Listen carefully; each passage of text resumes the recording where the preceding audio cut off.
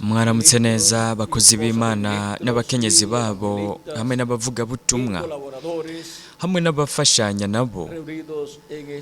Mwebwe muri iki gitondo mukoraniye ngaha muri Trujillo muri Perú. Kuri jewe ni ihirwe rikomeye kuba ndi kumwe namwe muri uyu mwanya, kugira ngo dusangire umwanya wo kuyaga ku ijambo ry'Imana no ku mugambi wayo uhwanye n'iki gihe cy'iherezo. Nico gituma ngomba gusoma mu gitabo cy'Ibyakozwe n'Intumwa ikigabane cya 3 umurongo w'18 kugeza ku wa 23. Aha tubwira hati, ariko iby'Imana yavugiye mu kanwa k'abavugishwa nayo bose bitari bwabe yuko Kristo wayo azobabazwa, ivyo yabishikije ityo, nuko mwihane muhindukire ibyaha byanyu bihanagurwe, ibihe byo guhembuka bibone ingene biza bivuye mu nyonga z'Umwami Imana, kugira ngo nayo izitume Kristo yabatoranirijwe kera niwe Yesu, ariko ijuru rikwiye kumwakira gushitsa ku bihe byo gusubira guhindura ibintu byose bisha, nk'uko Imana yavuze mu kanwa k'abera bayo yavugisha bose uhereye ubwa mbere na mbere. Mose koko yaravuze atoraho Imana azobahagurukiriza uwuvugishwa nawe mubi wanyu ameze nkanje, ubwo muze mumwumvire mu byo azobabarira vyose, kandi umuntu wese atazokumvira uno avugishwa n'Imana azorandurwa mu bantu. Ese Imana yoha umugisha ubugingo bwacu bicishije mu ijambo ryayo kandi ikatwemerera kuritahura. Aha turahafise isezerano ry'ibihe byo guhembuka, kandi turahafise n'isezerano ryo kuza k'Umwami, turafise kandi n'isezerano ryo guhinduka bishasha ku bintu byose. Ikigwa cyacu muri uyu mwanya ni ukwikangura ko mu buryo bw'Impwemu ko ku munsi w'iherezo, kandi uko kwikangura kuba kugira ngo habe iki? Kugira ngo ibintu byose bihindurwe bishasha, kugira ngo abana b'abahungu n'abakobwa b'Imana basubizwe mu bugingo budashira, aho ikiremwa muntu cyavuye mu kugwa mu itongo rya Edeni. Murashobora gufata ivyicaro vyanyu.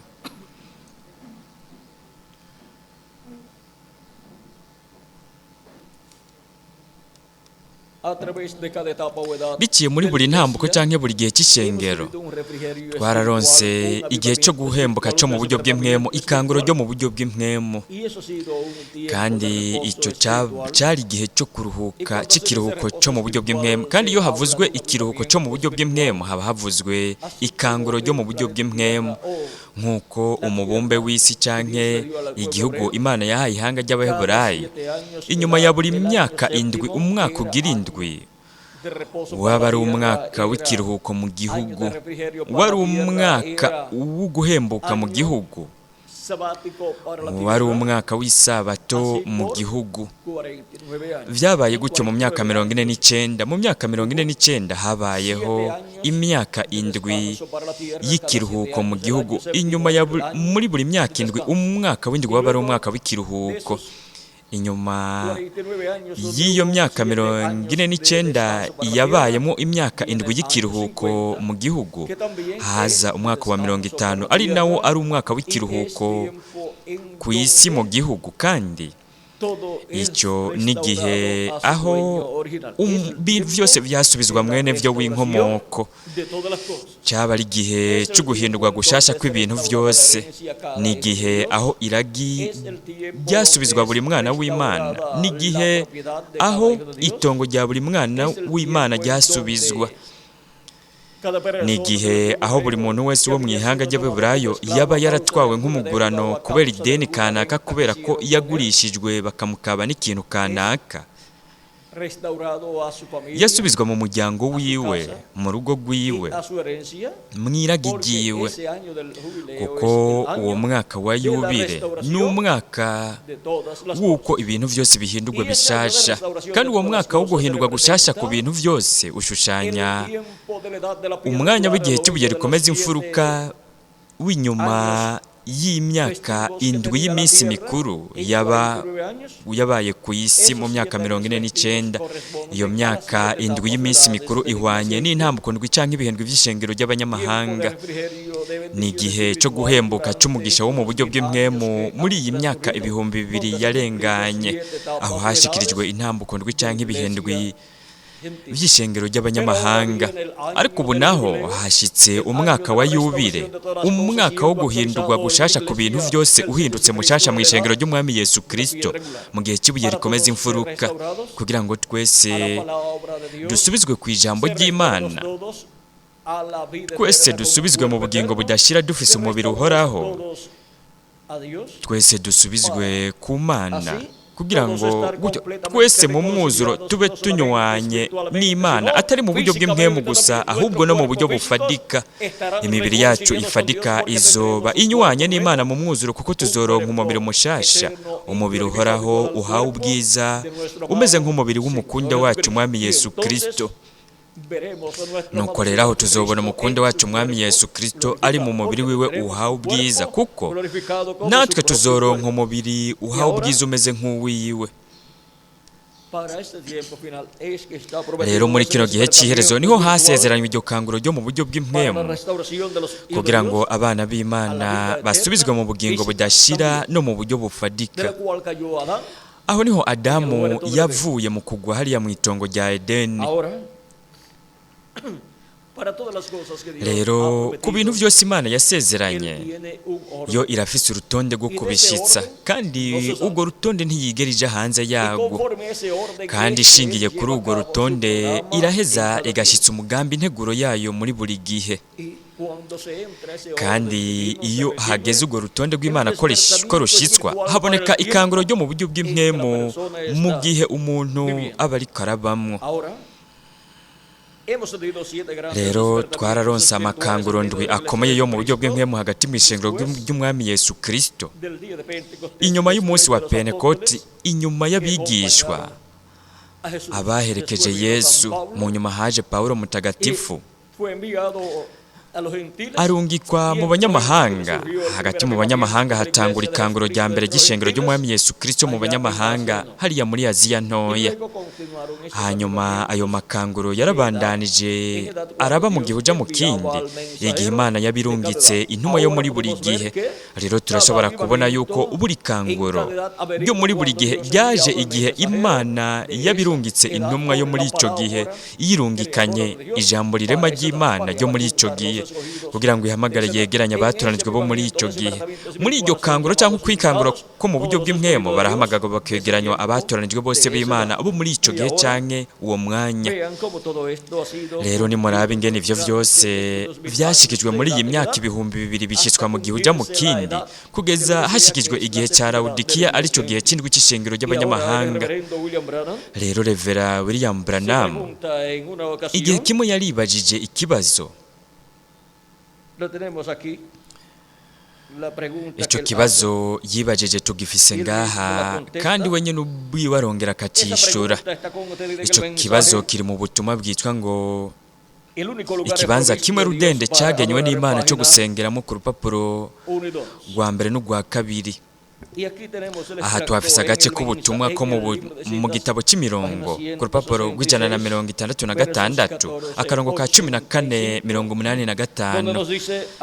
Aho aratubwira ati, rero jewe ndiko ndasaza cyane, kandi nariyumviriye nti mbega hazoba irindi kanguro, nzobona ikindi gihe. Aha yariko aravuga iki? Yariko aravuga kwikanguro, ukwikangura ko mu buryo bw'impwemu.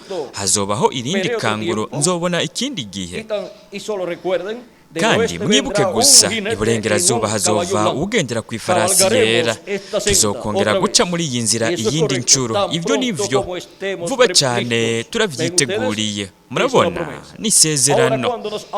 Rero tubwiwe kwikanguro rikurikira riza inyuma y'igihe c'indwi c'ishengero ry'abanyamahanga, inyuma y'ikanguro rigira indwi rihwanye n'igihe c'indwi c'ishengero ry'abanyamahanga, arico Imana yarungitsemo integuza y'ukuza kwa kabiri kwa Kristo. Kandi nimwitegereze, biciye mu nteguza haraje ikanguro rikomeye riza hagati mu iyobokamana rya Gikristo mu minsi ya Revera William Branham.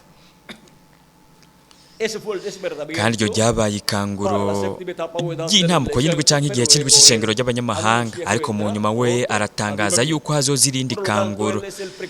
Rero we ni integuza, niwe yateguriye inzira ikanguro rikurikira, ategurira n'inzira intumwa ikurikira izo zizanye iryo kanguro. Rero aratwereka yuko iyo ntumwa ari ugendera ku ifarasi yera, ni ugendera ku ifarasi y'igitare yo mu byahishuriwe Yohana 19. Uyo ni Yesu Kristo aje ari muri Mwemu Yera ku munsi w'iherezo. Mwemu Yera aje ku munsi w'iherezo. Rero reka turabe kandi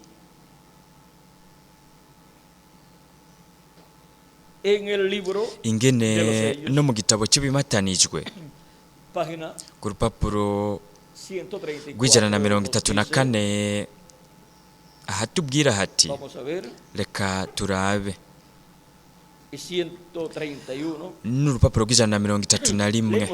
Reka dusome ku rupapuro rw'131 ubwa mbere mu gitabo cy'ibimatanijwe aho avuga ati, Yesu rero izina ryiwe ku isi yiswe Yesu umucunguzi, kuko yari umucunguzi igihe yari ku isi, ariko amaze kunesha kuzimu na rupfu yarabinesheje aduga mu ijuru, aho yaciye aronka izina rishasha. Nicyo gituma basemerera bakavuza urwamo rwinshi, ntihagire ikintu na kimwe baronka, rizohishurirwa mu mituragaro. Nimwitegereze neza iri banga, aje agendera ku ifarasi. Hategerezwa kuba ikintu kanaka gihindurira ishengero, hategerezwa kubaho ikintu kugira ngo haze izo mpinduka ku ishengero, zaba impinduka z'igihe cyangwa impinduka z'ikiringo cyangwa impinduka ku mibiri yacu ipfa, kugira ngo turonke umubiri udapfa utabora, nuko tuzamurwe tujyanwe mu ijuru mu birori by'ubukwe bw'umwagazi w'intama. Mwebwe ibyo murabizi, no kuvuga hategerezwa kubaho ikintu gihindurira ishengero. Mwebwe ibyo murabizi, hari ikintu gitegerezwa kuza. Nuko rero mumenye neza, nta n'umwe azi iryo zina uretse we wenyene. Yambaye impuzu zajobetswe mu maraso, kandi yitwa Jambo w'Imana. Ingabo zo mu ijuru ziramukurikira zicaye ku mafarasi y'ibitare, zambaye impuzu nziza zera derere zitanduye. Mu kanwa kiwe havamo inkota ikarishe kugira ngo ayikubite amahanga. Yaragize inkoni y'icyuma, kandi aganishiriza ibirenge mu bwato vino y'uburake bw'inkazi bw'Imana ishobora byose. Kandi ku mpuzu ziwe no ku kibero afise izina ryanditsweko ngo Umwami w'abami uganza abaganza. Ibyahishuriwe Yohana 19:13 kugeza ku wa 16. Uyu ni Mesiya aje, aho ni hari.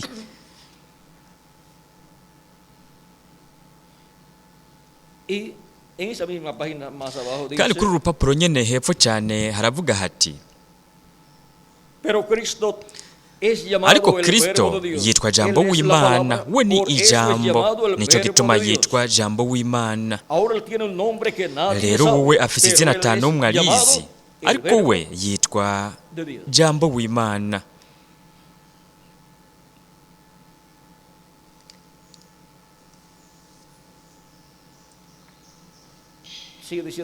Arabandanya avuga ati, Kristo afise inkota ikarishye iva mu kanwa kiwe, ijambo rizima.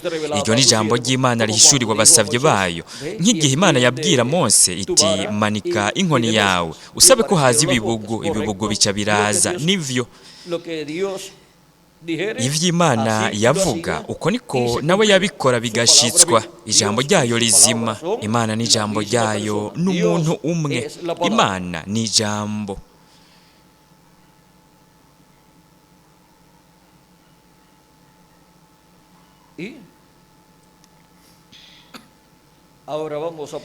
Ubu naho reka tuje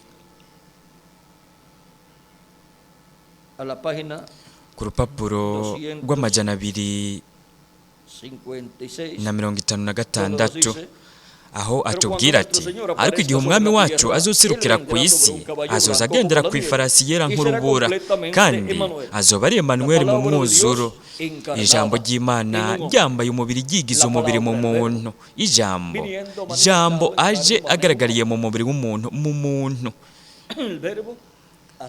Jambo yongeye kwigira umubiri, kwigira umuntu bundi bushasha. Mbega ibyo bizoba ari iki? Ugendera ku ifarasi y'igitare yo mu byahishuriwe Yohana 19. Mwibuke yuko ari mpwemu yera. Kristo mpwemu yera, Kristo ari muri mpwemu yera aje ku munsi w'iherezo. Ubu naho ku rupapuro rw'amajana 277 aravuga ati, turasavye ngo mpwemu yera yizire wenyene ubwiwe ugendera ku ifarasi y'ukuri yera, mu gihe mpwemu wiwe, mpwemu wa Kristo azohangana na antikristo, wewe ace ahamagara biwe. Mbega mwabonye yuko mpwemu yera ari ugendera ku ifarasi y'igitare yo mu byahishuriwe Yohana 19, kuko uyo ni Kristo. Mpwemu yera aje ku munsi w'iherezo. Ubona ko urupapuro rw'134 mu gitabo cy'imatanijwe aravuga ati, mumenye neza mwebwe igihe uyu mpwemu yera dufise hazogeraho yambara umubiri. No kuvuga yuko mpwemu yera azoza ari mu mubiri w'umuntu. Uyu ari hagati muri twebwe muri uyu mwanya mu buryo bwa mpwemu yera nihageraho yambara umubiri mu muntu wa Yesu Kristo. Rero twebwe tuzomwimuka nk'umwami w'abami n'uganza baganza. Mbega ibyo bizoba ari iki? Urupapuro rw'146 muri iki gitabo cy'ibimatanijwe aravuga ati, mu mwanya nyene Sekibi akorotse avuye mu ijuru akambara umubiri mu muntu, no kuvuga akambara umubiri muri antikristo, umuntu w'icyaha. Mpwemu yera nawe araduga akaza yambaye umubiri mu muntu. Mbega none mpwemu yera azoduga gute kugira ngo aze yambaye umubiri mu muntu? Biroroshe, biciye bugufi. Mpwemu yera yagumye ari mu ishengero ry'iwe mu gihe uja mu kindi, kandi yagumye ariko arigaragariza mu mugabane uhwanye na buri gihe, yigaragariza mu ntumwa yo muri buri gihe. Kandi intumwa yo muri buri gihe yari ijambo ryambaye umubiri mu mugabane uhwanye na buri gihe, ni ukuvuga agace gahwanye na buri gihe, agace k'ijambo. Iyo jambo ryambaye umubiri mu ntumwa yo muri buri gihe, ariko ntiwari umwuzuro w'Imana ugaragariye mu ntumwa. Rero ku munsi w'iherezo, murabona, turitegereza mu bihendwe by'ishengero ry'abanyamahanga, tukabona ko mpwemu yera yagumye ariko araduga ava mu gihe uja mu kindi, biciye mu kugaragara yakoreye muri buri mumarayika ntumwa mu gihe uja mu kindi. Yagumye ariko araduga ku musozi w'Imana, ariryo shengero ryayo. Kandi ku munsi w'iherezo aduga mu gihe cy'ibuye rikomeza imfuruka, akaza yambaye umubiri mu mumarayika ntumwa w'Umwami Yesu Kristo. Kandi wazoba ari ijambo ribaye umubiri, ryambaye umubiri mu muntu wo ku munsi w'iherezo. Kandi uko kugaragara kwa Yesu Kristo agaragariye muri mpwemu yera biciye mu mubiri w'umuntu mu mumarayika ntumwa wiwe, nibyo bizozana ikanguro, ukwikangura ko mu buryo bw'impwemu ko ku munsi w'iherezo. Kandi we aje afise inkota iva mu kanwa kiwe, inkota ikarishe. Iyo ni ijambo, ni ukuvuga ko azokwerekanwa n'ijambo riva mu kanwa kiwe. Buzoba ari ubutumwa buhwanye n'umunsi w'iherezo, kandi ibyo nivyo bizozana ku ishengero ry'Umwami Yesu Kristo ikanguro, ukwikangura ko ku munsi w'iherezo. Kubera ko iryo jambo, iyo nkota iva mu kanwa kiwe, vyongeye ari imituragaro ndwe mu byahishuriwe Yohana ikigabane c'10 umurongo wa mbere kugeza ku w'11. Kuko Kristo mu byahishuriwe Yohana ikigabane c'10 niwe amanuka avuye mu ijuru, ari mu gicu, yambaye umunywa w'amazi ku mutwe wiwe, mu maso yiwe haka nk'izuba, inyonga ziwe zimeze nk'imbeya z'umuriro, n'amaguru yiwe ameze nk'inkingi z'umuriro. Kandi mu kiganza afise igitabo kizinguruye, ashinga ikirenge ciwe cy'iburyo ku kiyaga n'icy'ibumoso imusozi, agasemera nk'uko intambwe yivuga imituragaro ndwi kumvikanisha amajwi yayo. Amajwi y'imituragaro ndwi avugira hehe? Ngaha ku isi. Aha ku isi niho Kristo yumvikanishiriza amajwi y'ijwi ryiwe, iryo jwi ry'imituragaro ndwi. Ariko arivuga nk'uko intambwe yivuga, kuko aje nk'intambwe yo mu muryango wa Yuda, nk'umwami w'abami n'uganza baganza mu gikorwa cyo kwisubiza ivyiwe. Kandi nimwitegereze ivyo iyo mituragaro izozana hagati mu ishengero ry'Umwami Yesu Kristo.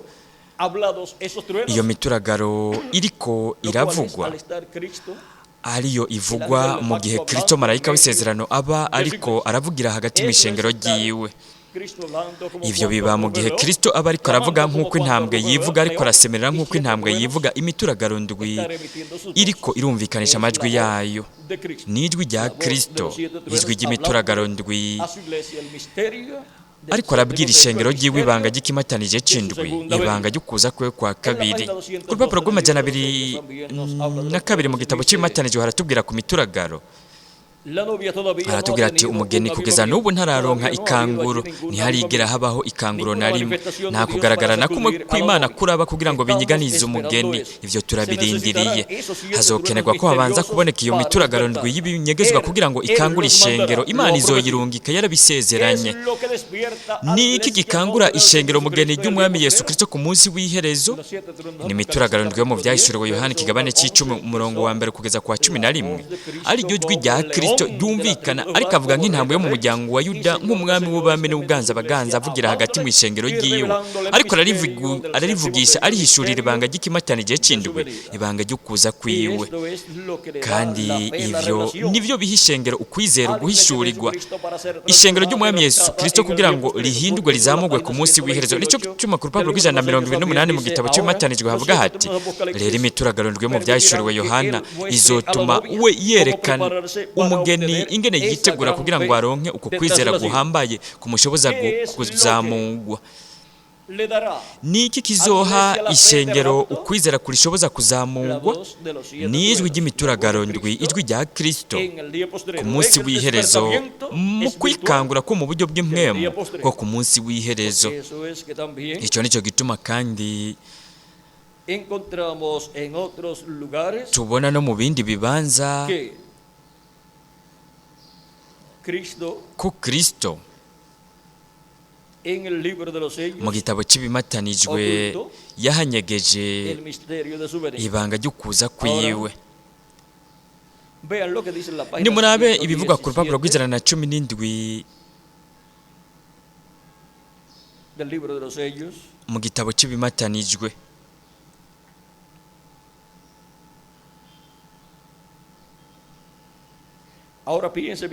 Nimwiyumvire neza, Yohana yanditse ibi byose dufise, ariko atanguye kwandika ibindi byo mu mituragaro ndwi bamubwiye bati ntuvyandike. Rero Yohana yari afise igikorwa cyo kwandika ibyo abonye byose, ariko igihe iyo mituragaro ndwi yaturagara yo mu vyahishuriwe Yohana 10, yaciye abwirwa ati ntihagire na kimwe wandika muri ivyo. Ayo n'amabanga kugeza n'ubu tutaramenya, ariko icyiyumviro canje nuko vuba cyane azoba yahishuwe, kandi ibyo bizoha ukwizera n'ubuntu umugeni bimushoboza kuzamugwa. Twarize ibyo tuzi byose, ibiringo byose, kandi twarabonye ibi bintu byose. Twarabonye amabanga y'Imana, kandi twarabonye n'ikoraniro rinini ry'umugeni mu minsi y'iherezo. Nta nkeka, haracyariho ikintu ngaha twebwe tutoshobora gushikako. Hariho ikintu ngaha, ariko niyumvira yuko igihe ayo mabanga azotangura kwigaragaza, Imana yaravuze ati ivyo tubigarukirize ngaha, ivyo nzobihishura kuri wa munsi. Yohana, ivyo ntuvyandike kuko vyobatsitaza, bireke birengane, ariko nzobihishura kuri wa munsi igihe bizoba bikenewe ko babimenya. Rero iyi mituragaro ntiyaturagaye atakivuze. Mwibuke na kakama kirangi, ikintu cyose kirafise intumbero n'imvo kiba. Mumenye yuko umuremyi yavuze ibi bintu. Yohana aravyumva aja kuraba, ariko ubu umwagazi w'intama aho yariko arereka Yohana mu buryo bw'ibimenyetso ivyo ategerezwa kwandikira ishengero, ivyo we yarakeneye ko ishengero rimenya. Nk'akarorero yaramubwiye ati ntuvuge mu mwuzuro ivyo ari ivyo, ntugende ngo uvuge ivyo uti ivyo nibi nivyo biri mu kimatanije c'indwi. Ntubivuge gutyo, kuko nimba ndakubwiye gutyo ni kubera ko umugambi integuro yose yo mu bihe by'ishengero yoca izimangana, ahubwo ivyo nibanga. Nk'akarorero ukuza kwiwe, we yaravuze ati nta n'umwe azomenya igihe nzozira, ariko nzoza gusa. Ivyo birakwiye. Jewe kindaje ishinga si ukumenya igihe azozira, ahubwo nkwiye kuba gusa niteguye. Mbega murabibona ngaha, murabona ingene ibanga rishurwa n'iyi mituragaro ndwi ari ibanga ry'ikimatanije c'indwi, ibanga ryo kuza kwiwe kwa kabiri. Ubu naho nimurabe ku rupapuro rw'amajana ane na mirongo umunani na rimwe mu gitabo cy'imatanije aravuga ati mubone yuko ukugurwa kw'ikimatanije c'indwi birimo amabanga atatu. Nababwiye ko ari ibanga ry'imituragaro ndwi. Imituragaro ndwi mu ijuru izokugurura iryo banga, bizoba mu kuzanye izina k'Umwami Yesu Kristo, kuko we nyene ubwiwe yavuze ko atanumwe yari kuzomenya igihe azogarukira. N'iryari ikimatanije c'indwi kizohishurirwa ishengero ni mu gihe cyo kuza kwiwe, kandi biciye mu mituragaro ndwi ari ryo jwi rya Kristo mu kuza kwiwe, ariko aravugisha ishengero ryiwe, ni iryo banga rizohishurirwa ishengero. Ubu nawe murabe ku rupapuro rw'amajana ane na mirongo umunani na kabiri haravuga hati mw'isaha y'ukuza kwiwe. Reka turabe ubu rero mu gikorwa gisozerewe ku bw'ubuntu bw'Imana turafise amabanga yose y'ibimatanijwe bitandatu byari byagumye bimatanishije ishagashara, kandi turazi turatahura ko ikimatanije c'indwi kitazomenyeshwa abantu ku mugaragaro. Ni isaha y'ukuza kwiwe igihe hazoba ukurandurwa kw'isi. Mwebwe murazi igihe bamubaza ikibazo kijanye n'igihe hazobonekera ikimenyetso c'ukuza kwiwe n'ic'umuhero w'isi muri Matayo 24, wewe ivyo yaravyishuye ababwira kuri Isirayeli isubiye bundi bushasha mu gihugu cayo ku karongo ka 31, ariko hanyuma yaciye aja mu migani avuga ati mwigire ku musukoni umugani wawo, ishami ryawo iyo ritutuje amashami agatoha, mumenya ko agatasi kari hafi. Nuko namwe nimwabona ibi vyose bishitse muze mumenye ko ari hafi ku rugi. Matayo 24 umurongo wa 32 kugeza ku 33 yereka aravuga kuri Isirayeli isubiye mu gihugu cayo kavukira, ariko mbega murabona ko atanakimwe yavuze ku guhishurwa kw'ikimatanije c'indwi. No ngaha mu vyahishuwe, no ngaha mu kugurwa kw'imimatanijwe yarakirenganye. Turabona rero ko ari banga mu mwuzuro, kandi isaha kugeza n'ubu ntiragera kugira ngo iryo banga menyekanishwe. Aha gusa niho dushoboye kugarukiriza, ibindi navyo tuzobihabwa hariya mu gihe Yesu azoba aserutse bundi bushasha ku isi kugira ngo ajyane umugeni wiwe. Rero murabona ingene ibindi arico kimatanije c'indwi, ukugurwa kw'ikimatanije c'indwi, uko guhishurirwa kuriko kurahabwa ishengero ry'Umwami Yesu Kristo bizoba mu gihe ikihe? Bizoba igihe we azoshika kugira ngo ajyane umugeni wiwe, kandi we ashika mu gihe cy'ibuye rikomeza imfuruka, yihishije kandi yihishuye biciye mu mubiri w'umuntu. Kuzoba rukoza kwa Mpwemu Yera yambaye umubiri mu muntu wo mu gihe cy'iherezo ku munsi w'iherezo, ari wazoba ari hagati mu ishengero ry'Umwami Yesu Kristo, kandi azoba ari uwugize ishengero ry'Umwami Yesu Kristo, wazoba ari umumarayika w'Umwami Yesu Kristo.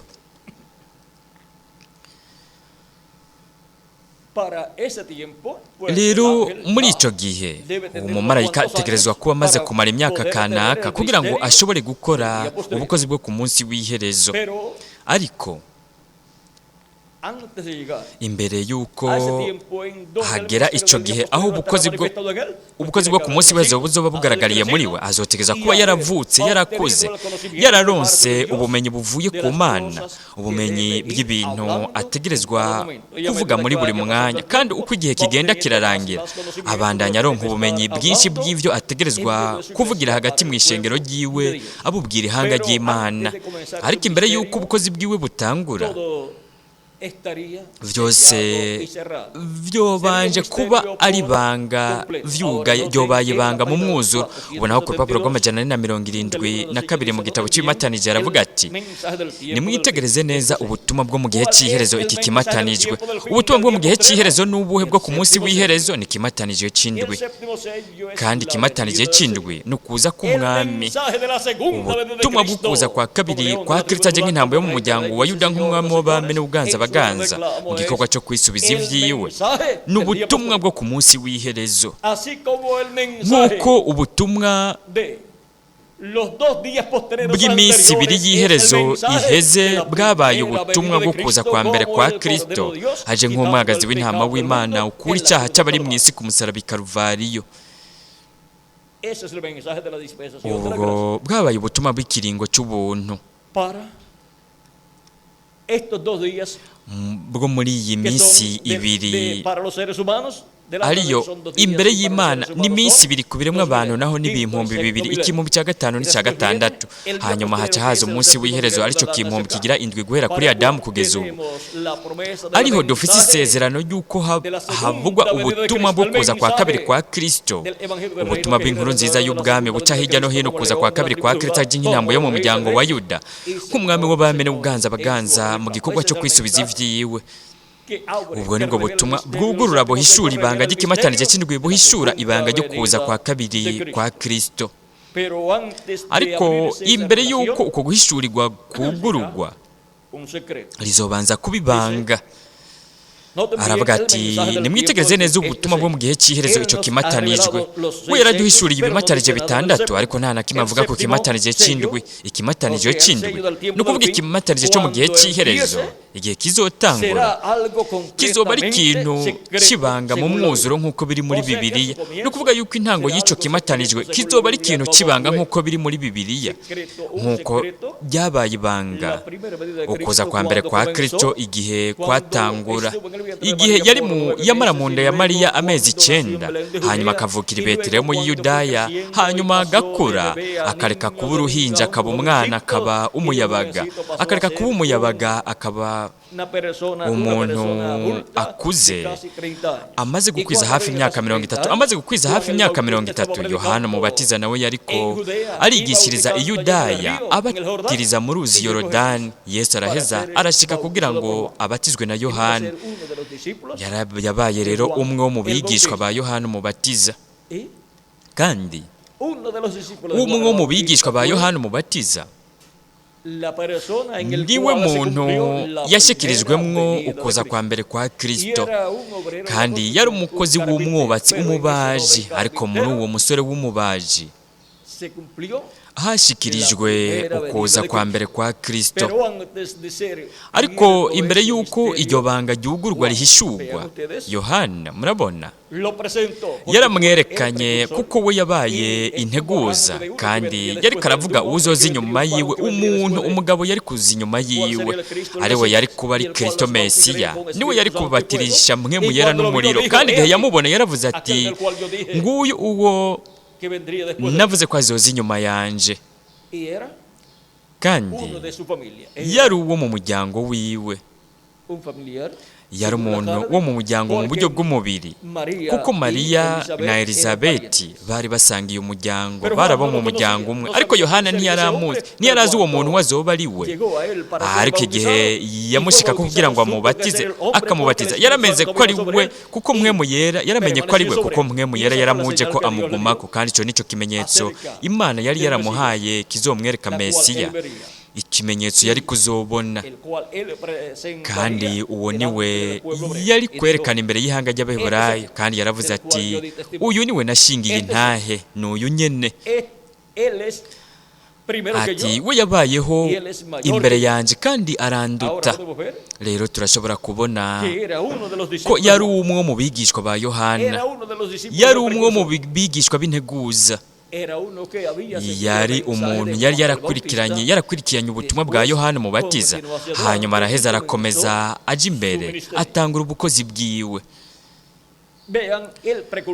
Murabona ubutegurirwa inzira ubwa mbere aba ari umwigishwa w'integuza, hanyuma agakomeza akabandanya kugira ngo ashyitse intumbero iba yamuzanye, aheze abe uwateguriwe inzira.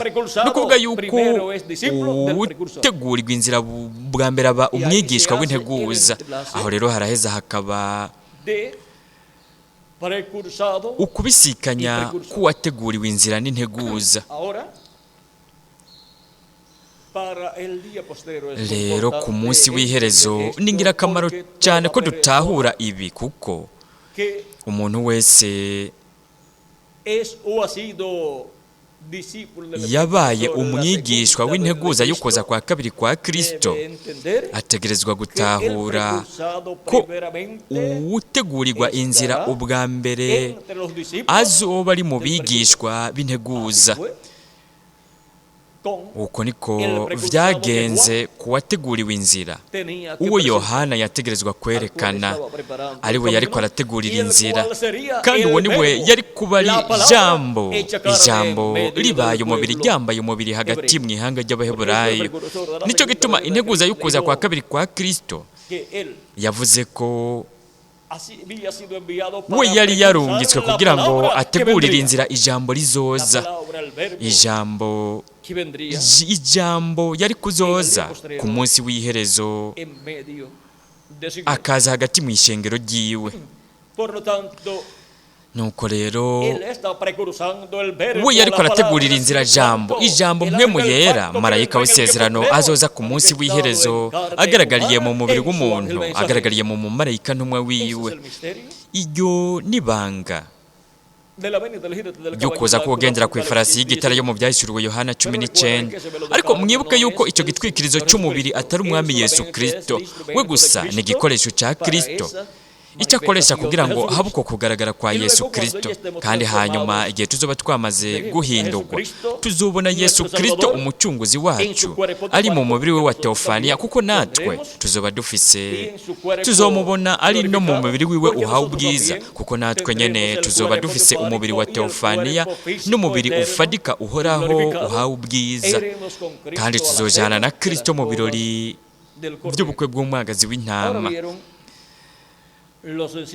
Mbega mwabonye ingene vyose ari ibintu vyoroshe biciye bugufi. Tubandanye dusoma ngaha, arabandanya avuga ati we yaraduhishuriye ibimatanijwe bitandatu, ariko nta na kimwe avuga ku kimatanije c'indwi. Ikimatanije co mu gihe c'iherezo n'icyatangura kizoba ari ikintu kibanga mu mwuzuro nk'uko biri muri Bibiliya.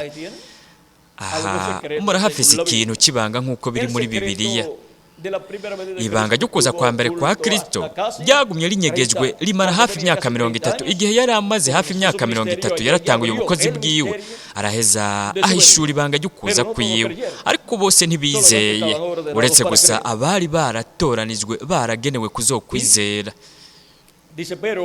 Kandi aravuga ati ariko imbere yuko ivyo tubimenya, mwibuke mu byahishuriwe Yohana ikigabane c'icumi umurongo wa mbere kugeza ku w'indwi, havuga yuko kw'iherezo ry'ubutumwa ry'umumarayika w'indwi amabanga yose y'Imana azoba yamenyekanye. Turi kw'iherezo ry'igihe, ukugurwa kw'ikimatanije c'indwi. Rero ukugurwa kw'ikimatanije c'indwi mu bijanye no gushitswa kwaco bitangura gushitswa mu buryo bw'ibanga kandi buciye bugufi, kandi nta muntu n'umwe atahura canke amenya na kimwe. Ariko muri iyo ntambuko ikimatanije c'indwi kiba kiriko kirashitswa ukuza kwiwe, nk'uko ukuza kwe kwa mbere kwashikirijwe muri ya ntambuko y'amezi 9 ari mu nda ya Mariya, hanyuma akavukira i Betelehemu y'i Yudaya, hanyuma akajanwa muri Egiputa, hanyuma akajanwa i Nazareti. Gutyo igihe kiguma gihera, umwana Yesu aguma akura, hagera haba umuyabaga, hanyuma aba umuntu akuze. Haraheza harahishurwa, iryo banga rihishurwa ku mugaragaro igihe Yesu yari amaze gukwiza hafi imyaka 30. Aho rero Yesu atangura kuvuga ubutumwa. Yohana umubatiza nawe yaramwerekanye nka Mesiya yari kuza. Aho haraheza hahishurwa iryo banga, naho atari abantu bose babitahura. No kuvuga yuko habayeho hafi imyaka 30 y'agacerere ku bijanye n'ibanga ryo kuza kwa mbere kwa Kristo. Ariko mu nyuma byarahishuwe ku mugaragaro, iryo banga ryarahishuwe ku mugaragaro mu bukozi bwa Mesiya bwa Yesu Kristo. Rero ubu naho tubwirwa ku kimatanije c'indwi, ariko kuza kwa kabiri kwa Kristo ariryo rizobibanga mu mwuzuro, intango yo gushitswa kw'ico kimatanije c'indwi. Kuw'Imana uheze Kuw'Imana uheze haheze indwi. Murabona aha yari yamaze kuvuga ati amabanga yose y'Imana azoba yamenyekanye. Ati turi mu gihe cy'iherezo, igihe cyo kugurwa kw'ikimatanije c'indwi. No kuba yuko muri ico gihe ikimatanijwe c'indwi cyategerezwa kuba kiri ku isi, naho ryari rikiribanga mu mwuzuro ku bantu.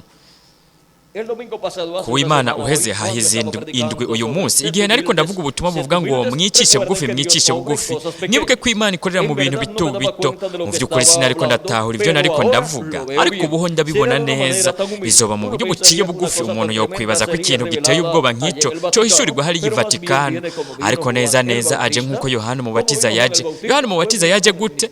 Yaje ari kumwe n'ubukozi bwa Eliya mu kugaragara kwabwo kwa gatatu. Kandi ikimatanije c'indwi nacyo kizozanana n'abamarayika bacu, kuko umwana w'umuntu azozanana n'abamarayika biwe, kandi abamarayika biwe n'ubukozi bw'ibiti vy'imyelayo bibiri, ubukozi bwa Mose na Eliya. Rero kizoza kizananye nka Yohana Umubatiza yaza ari kumwe n'ubukozi bwa Eliya. N'ikimatanije c'indwi nacyo kizoza kizananye n'ubukozi bwa Eliya ku ncuro igira gatanu, kandi kizoza kizananye n'ubukozi bwa Mose ku ncuro igira kabiri, hamwe n'ubukozi bwa Yesu ku ncuro igira kabiri. Aravuga ati aje nko mu kuvuka k'umwami wacu hariya mu ruhongore. Imana ihabwa icubahiro, isaha irageze. Turi ngaha mwene data, turi ngaha mwene data. Rero turashobora kubona ko iri banga ry'ikimatanijwe c'indwi niryo banga rikomeye cyane ryo mu majuru n'isi, igihe Imana yagumije mu bwenge bwayo igihe cyose uhereye isi itararemwa.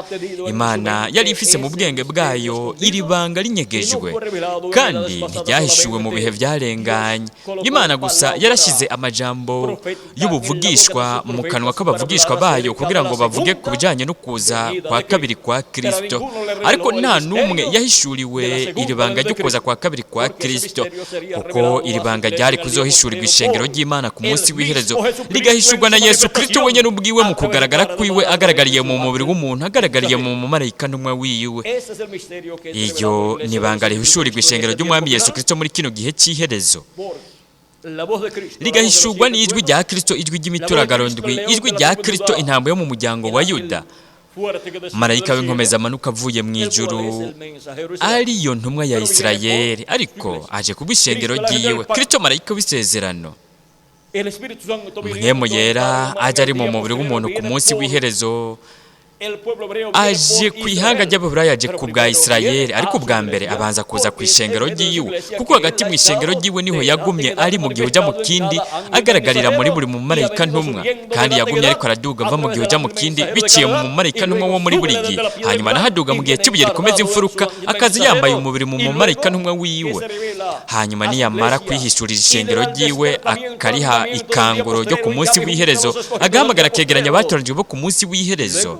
Hanyuma azokwishurira ihanga ry'Abaheburayo, kuko aje kw'ihanga ry'Abaheburayo, ariko ubwa mbere we agaragarira mu ishengero ryiwe mu gihe uja mu kindi, kugeza ashitse mu gihe cy'ibuye rikomeza imfuruka. Aho niho hazobera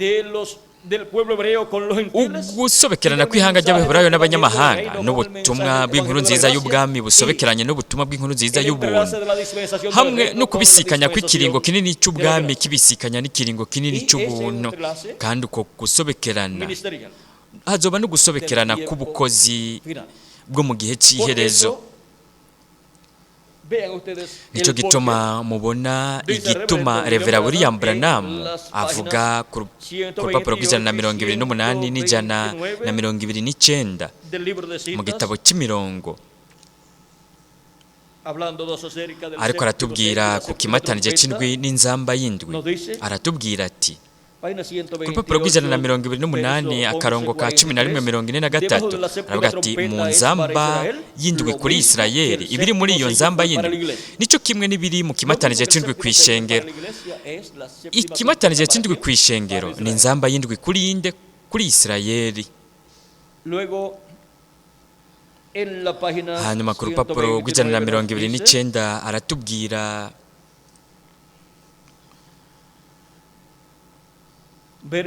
ku karongo ka 11:50 aravuga ati rero vuba cyane ibanga ry'ikimatanije c'indwi rimaze kumenyekana kuri iri shengero, Abayuda nabo baca bahamagagwa n'ibanga ry'inzamba y'indwi, aribo bavugishwa n'Imana babiri, Mose na Eliya. Rero murabona ibanga reka turabe ibanga ry'inzamba igira indwi ni iki? Ni Mose na Eliya. Kandi ibanga ry'ikimatanije c'indwi naryo ni ukuza k'umwami. Rero kuri urupapuro nyene rw'129 akarongo ka 11:52 aravuga ati we yavuze ko inzamba irenga yari kuzosamirana. Inzamba irenga si inzamba nyinshi, iminsi mikuru y'inzamba hari zibiri muri izo Mose na Eliya kugira ngo bahamagare izo nzamba, ariko mu nzamba irenga hari kuza k'umwami kugira ngo bitangaze ko Yosefu agarutse. Murabona amahanga yose azokoranira i Yerusalemu. Ubu naho twimukire tuje, reka tubandanye dusoma ahanyene. Amen. Ivyo biri mu gitabo ca Yesaya ikigabane ca 27 umurongo wa 12 kugeza kwa 13, no mu kigabane ca 18 umurongo wa mbere. Aho niho we azovugiriza iyo nzamba, amahanga yose azomenya ko Isirayeli yasubiye mu gihugu cayo n'Imana iri kumwe nayo. Rero umugeni azoza kugira ngo abane n'umukwe, umukwe nawe abanye n'umugeni. Nuko rero hazoba inganji y'imyaka 1000 inyuma y'uko isi yose izoba yaranduwe n'ubumara roho nyanganda. Hazoheza habe ijuru rishya n'isi nsha, kandi hazoca habiki bazobaho ibihe byose. Ubona ko urupapuro rw'130 muri iki gitabo nyene c'imirongo akarongo ka 11:64 haravuga ati kuko inzamba y'Imana, iyo nzamba ya nyuma ya gatandatu yarangije kuvuga. Iyo nzamba ya nyuma nk'ikimatanije c'indwi kuzoba rukuza k'umwami izosamirana. Abapfuye bizeye Kristo nibo bazobanza kuzuka kwikangura. Inzamba y'indwi yo mu byashyuriwe Yohana ikigabane ca 11 umurongo wa 15 kabandanya. Ku Baheburayo nukuza k'umwami. Ikimatanije c'indwi naco kw'Ishengero ryo mu banyamahanga nukuza k'umwami, kandi ikimatanije c'indwi kiriko kirugurwa gihishurwa nukuza k'umwami kuriko kurahishurirwa Ishengero, kuriko kurahishurirwa Ishengero ry'Umwami Yesu Kristo, gushikijwe guhishuriwe hagati mu Ishengero ry'Umwami Yesu Kristo.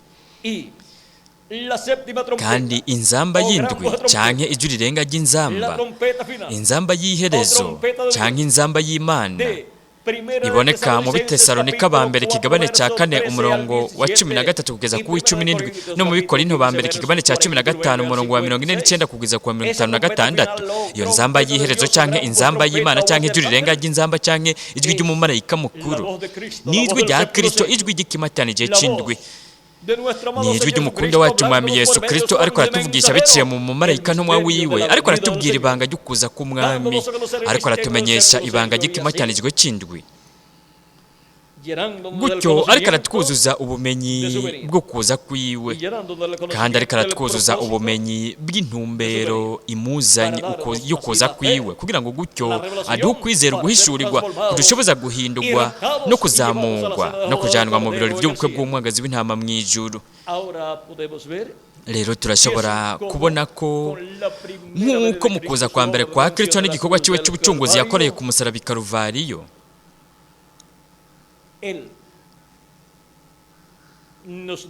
nk'uko we aduha umugisha wo kubabarirwa ibyaha byacu, akaduha Mpwemu wiwe yera, gutya akaduha umubiri mushasha wo mu buryo bw'impwemu wa teofaniya wo mu buringanire bwa gatandatu.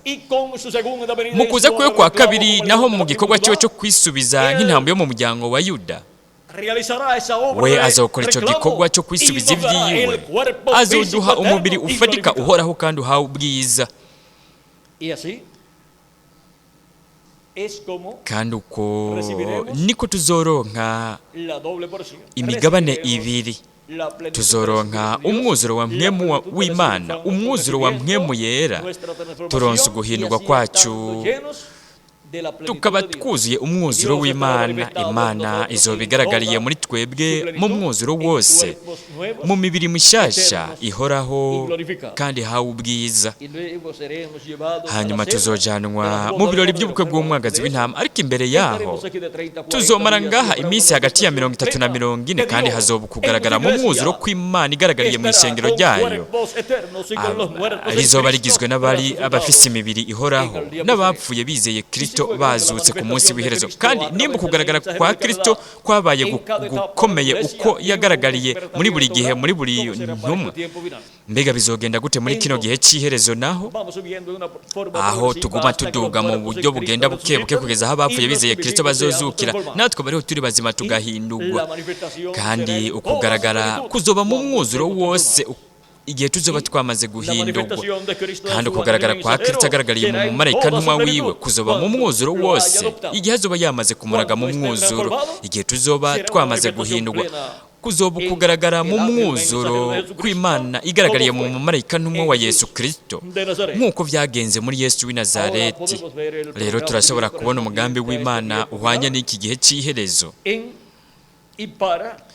Umugambi uba kugira ngo habe ikanguro ryo mu buryo bw'impwemu ryo ku munsi w'iherezo, ari byo biba kugira ngo abana b'Imana basubizwe mu bugingo budashira, kugira ngo abana b'Imana basubizwe mu mubiri uhoraho kandi uhawe ubwiza, kugira ngo gutyo dusubizwe mu bugingo budashira ubwo Adamu yavuyemo mu kugwa. Kandi uko kuzoba ari uguhindurwa gushasha kw'ibintu byose ku bana b'abahungu n'abakobwa b'Imana. Hanyuma hazoza no kugarukanwa kw'ihanga ry'Abaheburayo, aho Imana izahamagara 144 by'Abaheburayo, kandi izobagarukana ku ijambo, kandi izobashyira mu mugambi wayo. Gutyo hashyitswe ibyavuzwe n'umuvugishwa n'Imana Ezekiyeli mu kigabane cya 37, aho Imana itwereka ko mpwemu w'Imana azo kwinjira muri icyo kiyaya kirimo amagufa yumye, ari byo bizogarukanwa. Ni ukuvuga igufa, buri gufa rigafatana na rigenzi ryaryo, akaza kw'imitsi,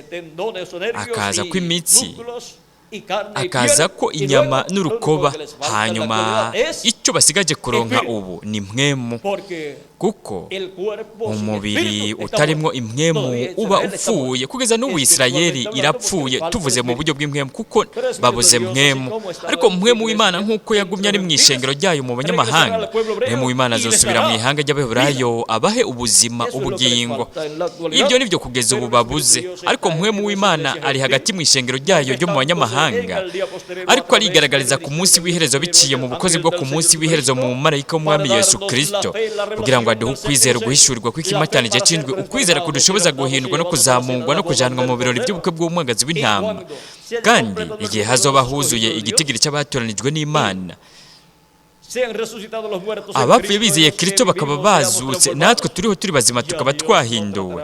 Aho Imana ntizokongera gukorana n'abanyamahanga nk'abantu ku giti cyabo, izohindukirira ku ihanga ry'Abaheburayo, ikorane n'ihanga ry'Abaheburayo nk'igihugu muri rusange. Rero turashobora kubona igihe twebwe turiko turaba mu icarico, turiko turaba mu gihe tukwikangura ko mu buryo bw'impwemu ko ku munsi w'iherezo, kugira ngo habe iki?